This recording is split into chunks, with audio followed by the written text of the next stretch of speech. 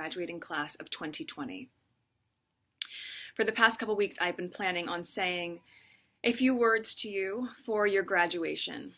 And as we've all seen over the last week, what is happening in our country and in our state and in our hometown of LA has been absolutely devastating. And I wasn't sure what I could say to you.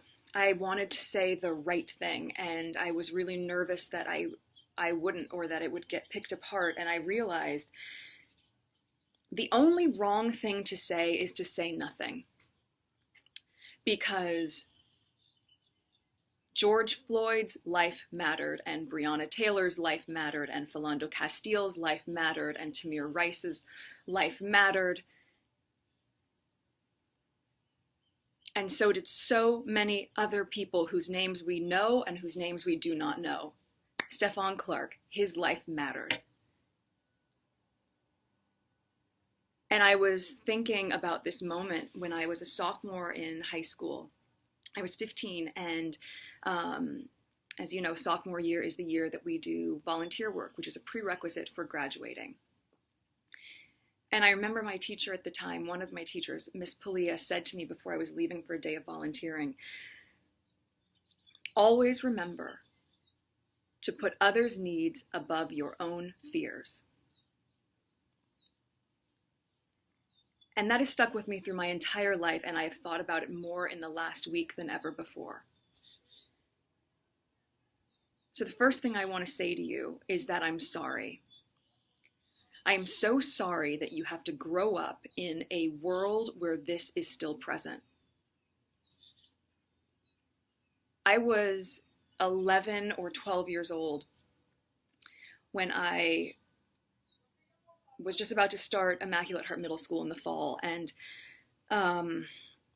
it was the LA riots, which was also triggered by a senseless act of racism. And I remember the curfew, and I remember rushing back home, and on that drive home, seeing ash fall from the sky and smelling the smoke and seeing the smoke billow out of buildings and seeing people run out of buildings carrying bags and looting. And I remember seeing men in the back of a van just holding guns and rifles. And I remember pulling up to the house and seeing the tree that had always been there completely charred. And those memories don't go away. And I can't imagine that at 17 or 18 years old, which is how old you are now, that you would have to have a different version of that same type of experience. That's something that you should have an understanding of, but an understanding of as a history lesson, not as your reality. So I am sorry that in a way we have not gotten the world to the place that you deserve it to be. The other thing, though, that I do remember about that time was how people came together. And we are seeing that right now. We are seeing that from the sheriff in Michigan or the police chief in Virginia. We are seeing people stand in solidarity. We are seeing communities come together and to uplift. And you are going to be part of this movement.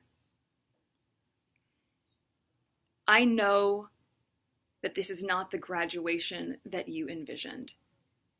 And this is not the celebration that you imagined. But I also know that there's a way for us to reframe this for you and to not see this as the end of something, but instead to see this as the beginning of you harnessing all of the work, all the values, all the skills that you have embodied over the last 4 years, and now you channel that. Now all of that work gets activated. Now you get to be part of rebuilding. And I know sometimes people say, how many times do we need to rebuild? Well, you know what? We are going to rebuild and rebuild and rebuild until it is rebuilt. Because when the foundation is broken, so are we. You are going to lead with love. You are going to lead with compassion. You are going to use your voice. You are going to use your voice in a stronger way than you've ever been able to. Because most of you are 18 or you're going to turn 18, so you're going to vote.